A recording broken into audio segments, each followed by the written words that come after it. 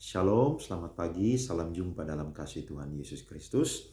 Sebelum Anda menjalani hari ini, mari terima pesan Tuhan hari ini dan jadikan firman Tuhan ini menjadi penuntun dalam kehidupan saudara-saudara sepanjang hari ini. Saya akan menyampaikan firman Tuhan dengan judul lulus dari ujian iman. Kejadian pasal 22 ayat yang ke-7 sampai ayat yang ke-10.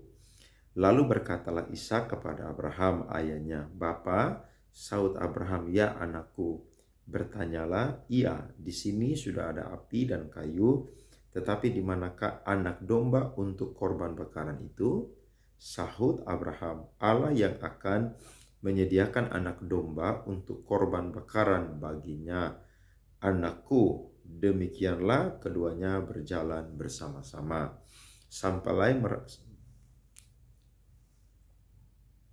Sampailah mereka ke tempat yang dikatakan Allah kepadanya. Lalu Abraham mendirikan mezbah di situ. Disusunyalah kayu, diikatnya Ishak anaknya itu, dan diletakkannya di mezbah itu di atas kayu api. Sesudah itu Abraham mengelurkan tangannya lalu mengambil pisau untuk menyembelih anaknya. Saudara-saudara, Tuhan pernah berjanji kepada Abraham di dalam Kejadian pasal 12 ayat yang kedua. Tuhan akan membuat Abraham itu menjadi satu bangsa yang besar. Nah, bangsa akan dimulai atau dibentuk dari pribadi atau tiap-tiap orang, di mana ada sekelompok orang yang dimulai dari 1-2 orang dan akhirnya menjadi kaum yang besar dan akhirnya menjadi suatu bangsa. Tuhan menjanjikan keturunan untuk Abraham, dan keturunan itu adalah keturunan yang murni berasal dari perjanjian Tuhan, yakni Ishak. Selama 25 tahun Abraham itu menanti-nantikan janji Tuhan. Kita melihat bahwa kurang lebih Allah mengulangi perjanjiannya dengan Abraham sampai 3 kali. Karena Allah tahu sebagai manusia Abraham itu pasti lelah ataupun juga menunggu-nunggu, tetapi Tuhan juga belum memberikan. Karena Allah itu setia, maka dia akhirnya menggenapi apa yang dia janjikan 25 tahun yang lalu, dan Ishak diberikan kepada Abraham dan juga Sarah. Tetapi Alkitab berkata bahwa ketika Ishak itu sudah mulai besar, maka Tuhan mencobai lagi Abraham dengan satu ujian iman yang secara manusia itu tidak masuk akal. Saudara perhatikan ayat yang pertama.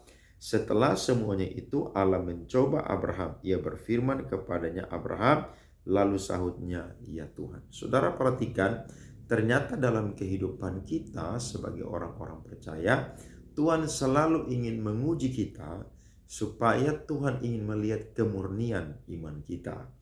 Abraham sudah jelas-jelas adalah orang yang beriman karena dia nantikan selama 25 tahun. Tetapi Tuhan melihat bahwa sekali lagi Abraham harus diuji.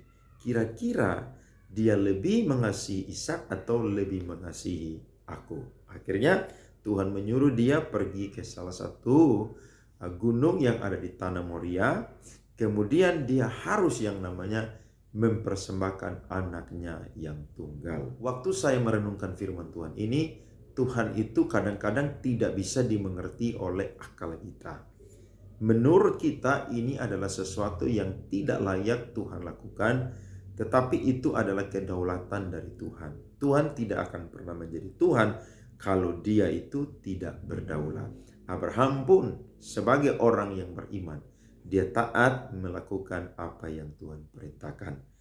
Korban itu sudah dia siapkan, yakni Ishak sendiri. Tetapi Alkitab berkata bahwa ketika dia ingin mempersembahkan Ishak sebagai korban bakaran kepada Tuhan, ayat yang ke-11 firman Tuhan berbunyi, "Tetapi berserulah malaikat Tuhan dari langit kepadanya, 'Abraham, Abraham,' sahutnya, 'Ya Tuhan.' Lalu ia berfirman, 'Jangan bunuh anak itu dan jangan kau apa-apakan dia, sebab telah ku ketahui sekarang bahwa engkau takut akan Allah dan engkau tidak segan-segan untuk menyerahkan anakmu yang tunggal kepadaku. Saudara perhatikan, ternyata Abraham itu bisa mau untuk mengikuti perintah daripada Tuhan karena dia adalah orang yang takut akan Tuhan. Saya yakin orang yang bisa lulus dari ujian iman adalah orang yang takut akan Tuhan. Orang yang takut akan Tuhan bukan hanya saja menjauhi kejahatan, tapi orang yang takut akan Tuhan adalah orang yang mau menuruti apapun perintah dari Tuhan. Sebagai manusia, Abraham mungkin saja bisa bernegosiasi dengan Tuhan karena Tuhan yang berjanji untuk menjadikan dia suatu bangsa yang besar. Dan Tuhan telah memberikan Ishak. Tetapi kenyataannya justru Tuhan meminta lagi anak yang sudah Tuhan janjikan, yang sudah Tuhan berikan kepada Abraham untuk dipersembahkan menjadi korban bakaran. Dari sini saya dan saudara bisa belajar. Yang pertama, orang yang bisa lulus dari ujian iman adalah orang yang mengakui bahwa apa yang dia punya itu bukan milik dia, tapi itu adalah miliknya Allah. Alkitab berkata, sesungguhnya anak laki-laki adalah milik pusaka dari Tuhan. Dalam konteks orang-orang Yahudi Ibrani, anak laki-laki itu adalah pewaris, sehingga bagi orang-orang Yahudi ini sesuatu yang istimewa. Tetapi sekalipun itu istimewa, Abraham sungguh-sungguh menyatakan bahwa Ishak bukanlah kepunyaan dia, tetapi Ishak adalah kepunyaan daripada Tuhan. Hari ini apa yang menjadi kebanggaan saudara-saudara dan saya? Kalau kita menganggap bahwa apa yang kita punya adalah milik kita, maka waktu Tuhan meminta, saya dan saudara akan menahan untuk memberikan. Tetapi kalau saya dan saudara mengakui bahwa semua yang kita miliki itu adalah milik Tuhan, maka saya dan saudara akan merelakannya. Jangan punya karunia untuk memiliki, tetapi punya karunia untuk menikmati. Ketika saya dan saudara punya karunia untuk menikmati, maka ketika Tuhan meminta, saya dan saudara tidak akan tahan-tahan untuk memberikan. Yang kedua, mengapa Abraham bisa lulus dari ujian Tuhan? Karena Abraham tahu bahwa kalau ketika Tuhan mengambilnya, maka Tuhan pasti akan menggantikannya. Saudara perhatikan firman Tuhan ayatnya yang ke-8 tadi. Sahut Abraham, Allah yang akan menyediakan anak domba untuk korban bakaran baginya. Saudara-saudara perhatikan, Abraham sungguh-sungguh mempertaruhkan imannya dan dia berkata kepada Ishak bahwa Allah yang akan menyediakan korban, yakni domba yang telah Tuhan sediakan. Menurut Abraham, ini sesuatu yang dia harus genggam karena Tuhan meminta satu-satunya anak yang sudah Tuhan janjikan. Tetapi saudara-saudara, Abraham percaya kalau sampai Tuhan itu mau meminta Ishak, maka Tuhan pun juga akan menggantikannya. Kenapa? Karena Ishak adalah anak yang didapatkan oleh Abraham karena sudah dalam tahap kematian. Sarah sudah mati haid.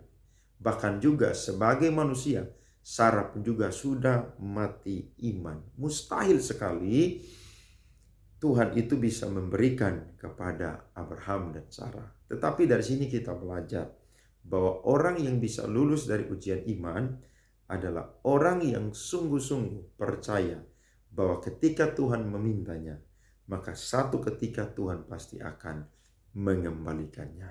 Saya punya kesaksian, anak saya yang kedua itu meninggal di dalam perut. Dan waktu istri saya itu dikuret, dan saya berdoa kepada Tuhan, konsultasi dengan dokter, maka dokter berkata bahwa kurang lebih sekitar 3-4 bulan ibu harus minum vitamin supaya kandungan itu bisa subur. Tetapi sebagai pendeta, saya percaya anak pertama saya itu adalah anak dari janji Tuhan yang Tuhan berikan, maka Tuhan pun juga akan menggantikannya. Puji Tuhan, setelah melewati 4 bulan, maka Tuhan menitipkan benih janin di dalam perut daripada istri saya dan akhirnya mengandung. Dan puji Tuhan, Tuhan menggantikan anak yang meninggal dengan anak yang hidup. Dan saya percaya ini adalah yang Tuhan inginkan. Jadi kalau saudara-saudara hari-hari ini diajak Tuhan untuk memberikan yang terbaik, saudara harus percaya kalau sampai Tuhan memintanya, Tuhan pun juga akan menggantikannya.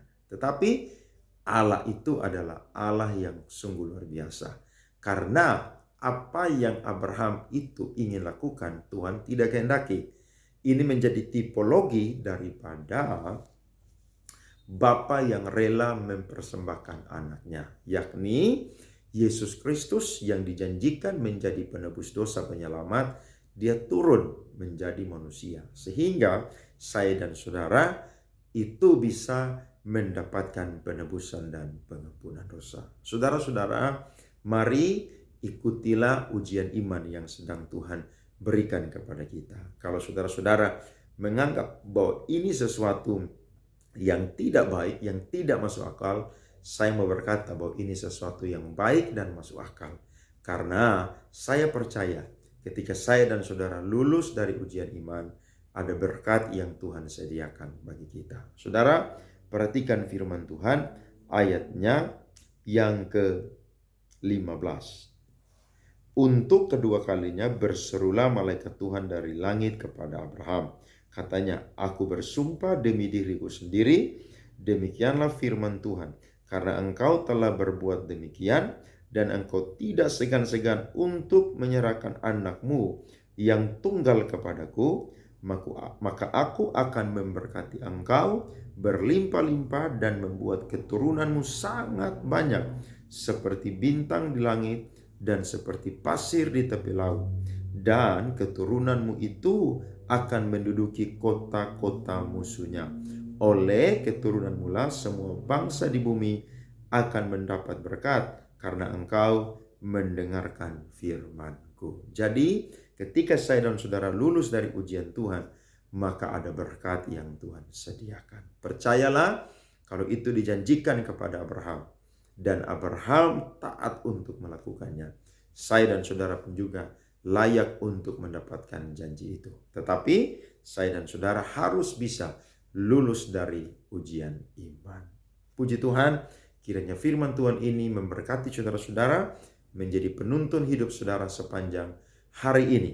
Yakin dan percaya, di balik dari ujian selalu ada berkat dari Tuhan. Tuhan memberkati.